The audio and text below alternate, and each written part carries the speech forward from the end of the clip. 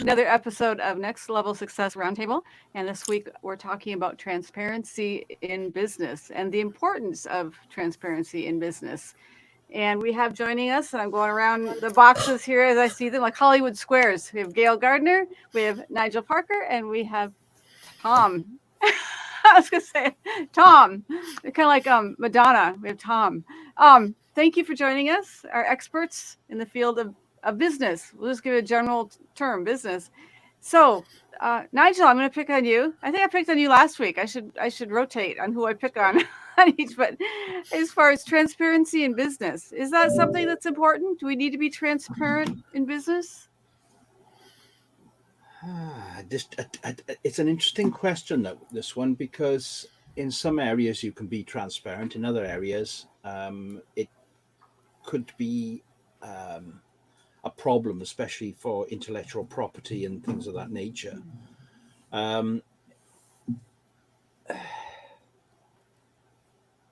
Take, for instance, you develop a method by which you can do your work. You start off and it takes an hour to do a particular part of your work. But over the years, your experience and your project time gets reduced. Do you reduce your prices to work with that? Do you tell your customer, I can do it cheaper now because I only take 10 minutes to do it instead of an hour? Or do you hold on to that, not tell them? So sometimes transparency isn't good. On other occasions, transparency is good because it shows people that you are thinking about the whole project or the whole things that you're doing without to give them this confidence in giving you the work. I think it depends on what part of the business you're talking about.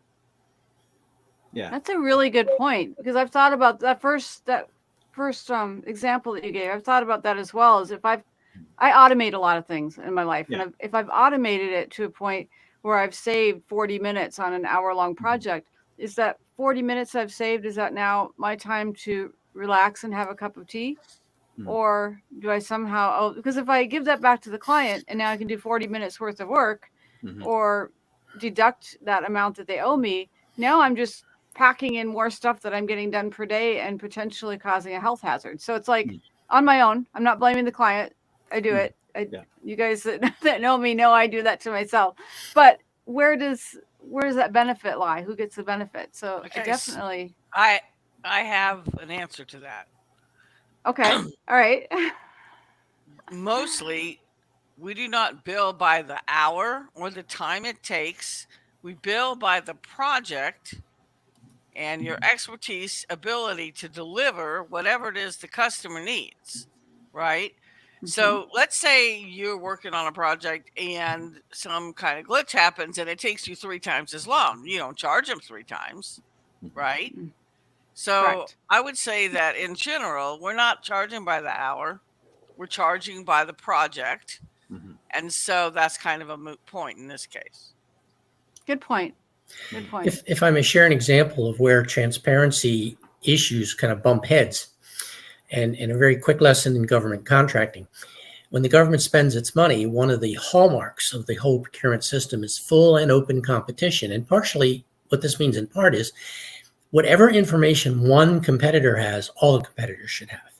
In other words, if the government knows something or there's a change or there's a budget restriction or whatever it is, they tell everybody who's competing. And that's transparent, and that's a good thing. And I will sometimes have clients come to me and they'll say, well, we want to propose on this, but we have a really unique way of doing it. And so we're going to pose a question, and we can do this. You can pose a question to the government and say, is this allowed, or am I reading this correctly? Those kind of things. Excuse me. And so we have to caution them and say, well, wait a minute. If you ask them a question in the interest of full and open competition, full transparency, they are going to answer that question in a public forum. They're going to issue a change to the solicitation and say, we were asked, can I perform the work in this way? Our answer is. Now, granted, that'll get you your answer, but guess what you just did? You just told all of your competitors how you were planning to do the work. Whatever competitive advantage you might have had, you just lost it. And so which is more important, the transparency of full and open competition or the transparency that you ought to not have in protecting corporate secrets. So I think that's what Nigel was talking about. And so fortunately, there's a way around that because you can submit alternate proposals. It's a little more expensive for the offerer, but what you can say is, you asked for this scope of work, government. Here is my proposal to meet that scope of work. By the way, I have an idea that might be different. I'm submitting an alternate proposal. And if this method of performance is acceptable to you, which wasn't clear in the RFP or the IFB, then you dismiss it, ignore that one. But we're going to give it this way. This way, they've protected the transparency required in the system, but they've not disclosed their corporate secrets in an area that shouldn't be transparent. Made me think of it almost like a PS. PS, here's just, la da da da, but you kind of slipped it in under. But it's allowed. And my point is, there's a method right. to protect the transparency of the system versus I don't want transparency on my corporate secrets. Does that work in all cases, only in government contracts? I mean, it seems like there'd be a workaround in most situations if you want to look for a workaround. Well, when companies are spending their own money, they don't have that completely full and open, total transparency process.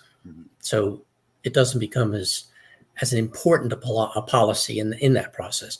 But what contractors will frequently do before they even propose on work between companies, they will require a non-disclosure agreement. Say, okay, we'll tell you how we're going to do this, but here are the restrictions on what you can do with the data that we give you. And so you enforce it through an NDA rather than the contracting process itself, which is, with the government, it's a public process. Well, even on the disclosure, for instance, if you're an affiliate marketer, at first when I don't know when that came in, maybe Gail can answer this, but as far as disclosing that you're an affiliate, and, it was like, well, I don't feel like telling you I'm an affiliate. I feel like just putting that link in there and you follow the link and I make $2 or something if you purchase it. But now it's pretty normal. It's like, make sure that you disclose that you're an affiliate and that truth in advertising, the whole thing. And now it's just normal. But now it's about when I'm doing a video, it's like, I'm going to be transparent. I'm going to let you know that I am an affiliate for this product. But I also say, I'm going to be transparent and say, I'm not an affiliate for this product. I'm actually telling you about this product because I value the product and not because they're giving me a kickback, because they're not giving me a kickback. So. Well, that's like when people say, where can you buy my book? And I'll go, almost any place. But trust me, I'm not going to get rich off the number of books you buy. I mean, when your royalty payment is like 32 cents a copy, you got to sell a whole lot of copies to even make back minimally what the effort and work that you put into it. I will say, Tom, that you've done better on your book deal than I did. I get probably about 11 cents a copy. So, well done. Nigel, tell us a little bit about your book. I wasn't even aware that you wrote a book. I apologize. That's all right. Don't worry. I've written 2 books, and I've got one in the pipeline at the moment. The first book was published through a very large publishing company in London, which they actually, I pitched it to them, and they came back and said, about a year later, they said, have you got a publisher for your book yet? And I said, no. Oh, we'd like to do it. Can you send us the draft? And I hadn't written it at that point.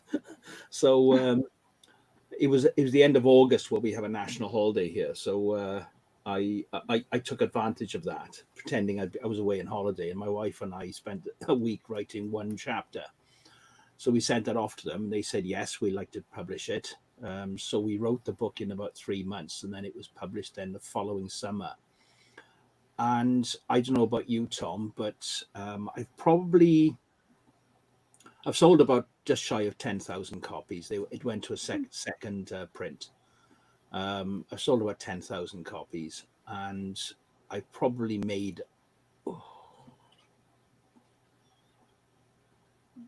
barely made a couple of £1,000 from the book itself in royalties. But the value it's brought is the best brochure I've ever had. Because when I, especially in the early days of the internet, when I wrote the book, that one,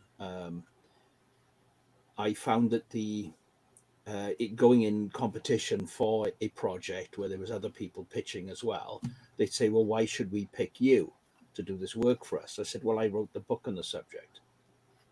And it was the first book on internet marketing in the UK at the time. So I just used to slide it across the table and they'd have a look. You wrote this. I said, well, turn it over and have a look. And they turn it over. There's a picture of me in the back of it. So the next thing they said, oh, can I have this copy?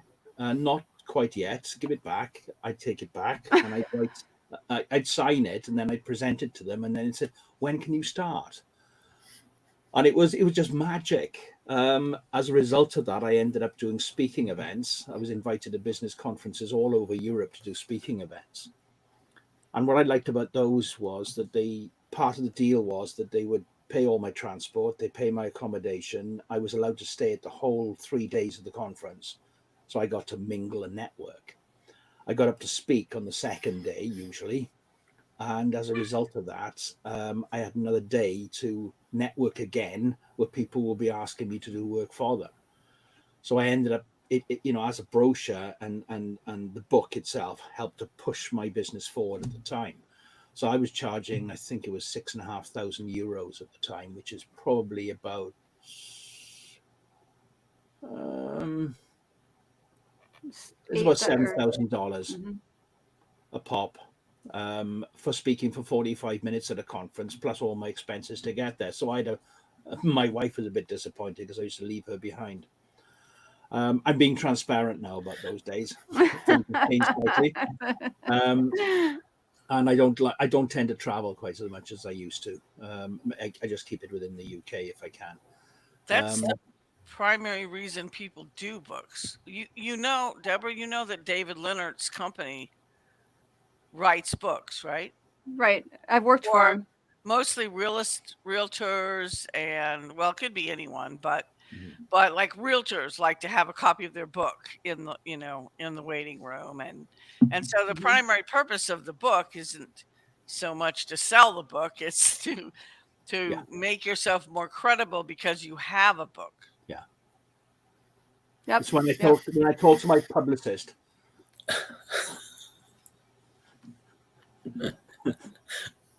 Yeah, the second book I did was on networking, but it was face-to-face networking at events, and it's basically an instruction booklet on how to do it right, or to get benefit from doing your networking. And that came out, and then I think 2 months after it came out, we had the first COVID lockdown. So, and I didn't have a chapter in there about networking online.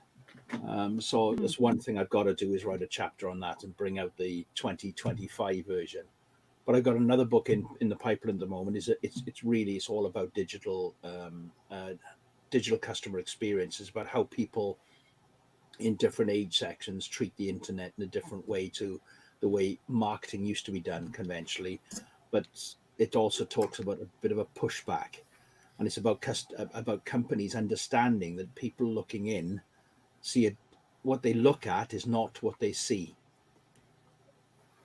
I know it sounds a bit complicated, that one, but the other thing as well is when people are pushing out from inside, they have privileged knowledge, so the views of both sides are not the same. And when you're dealing with as I said earlier in the previous thing, when you're dealing with an impersonal, anonymous, self-service environment like the internet, it's quite difficult for the business to understand the customer as much, and they have to use all the things available to them to help them understand the customer. And technology can offer some data, but the true data is what you get from understanding people, human beings, and their action, because everyone's different agendas. And it is important to understand that, and it is a huge picture. It's a very broad picture that you have to understand. Anyway, I don't want to hog everything. That's me. No, and then one interesting thing about it is I'm dyslexic, and that I can still write book. It doesn't seem to slow you down, though. No. You just find ways around it, and I think that's one of the challenges for most people these days, is that they face a challenge and just say, I can't do this, and stop. instead of thinking, well, okay, should we go over it? Should we go around it? Should we go under it? Should we go to the left? Is there a way I can get through in some way or other? What tools do I need to enable me to do this? And then I can achieve what I want to achieve. And I think that's a sad reflection on people just giving up a little bit too quickly when faced with a little adversity. It's interesting, Nigel. I'm glad you shared that. And again, another example of transparency in the entire process. You make me feel bad that I have a meme I use sometimes that says, if life gives you melons, maybe you are dyslexic. Yeah. Rather than lemons, of course. But oh no, anyway, I don't get offended by anything. I've been called. I remember in school back when I was in school as a sort of 11-year-old, 12-year-old in grammar school, and my English teacher, he used to rip into me every lesson because I couldn't spell, because I had this blindness in the way things were. And I remember receiving a book back once of an essay I'd written. It was only over about 4 or 5 pages, and and one page was 35 red marks on the sheet. And the teacher told me it's the worst piece of grammar and spelling I've ever seen in my life. But back then, in the early 70s, dyslexia wasn't recognized as a condition, and I haven't let that stop me from actually doing the things I want to do. Thank goodness that somebody came up with a spell checker.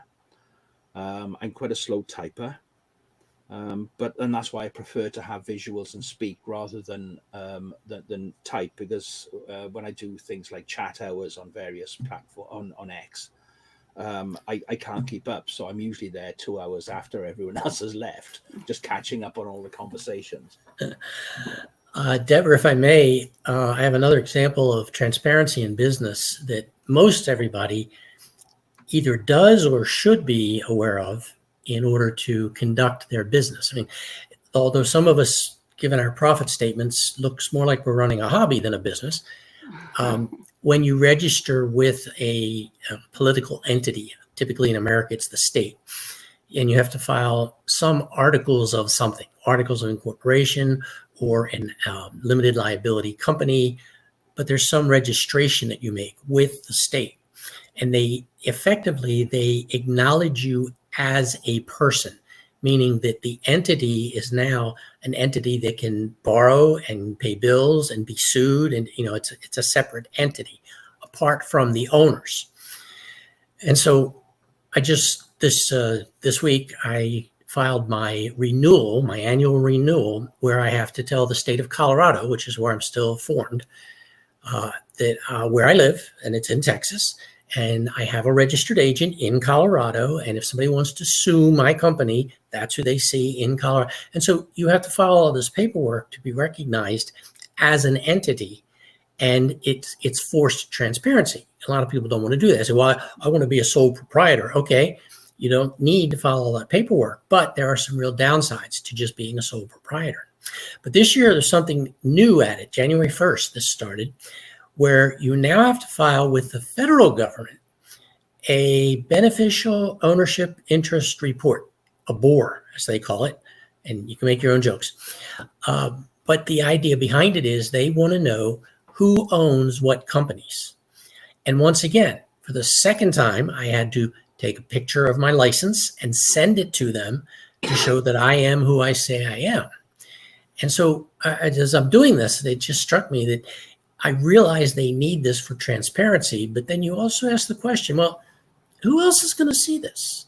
Are these private records or public records? Because we've all learned in today's electronic economy, if it's been filed anywhere online, somebody can find it.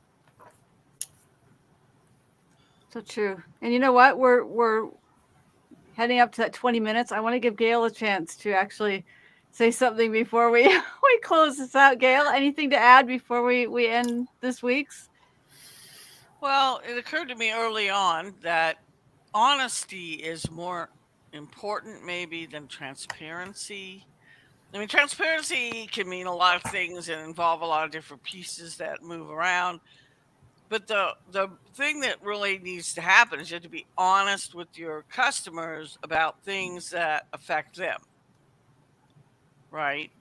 And and some of that could be considered transparency, but if you're a private company, there's not a lot of transparency. If you're publicly traded, there's a lot more. Okay. But ironically, I once lost an authorship on a website because I wrote a journalistic effort, right, where I got the data from the company's annual report, which was public.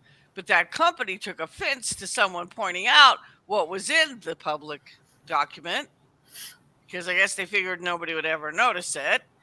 And they threatened to sue the site, and the site panicked and deleted everything I had ever written for them. I mean, all they man. had to do was say, hey, we've got a problem with this piece of content, and taking down that one piece of content.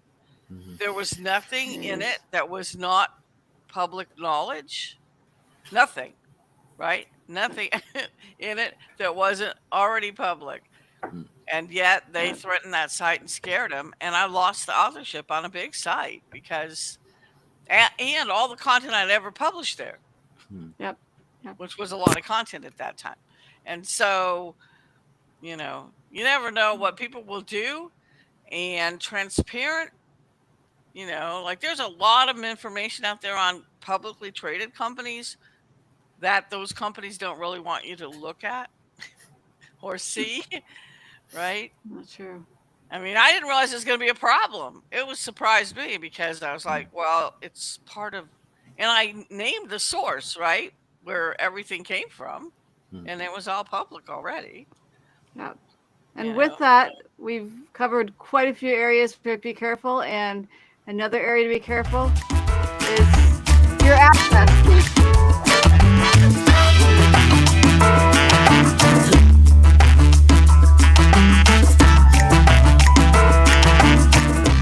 And thank you all.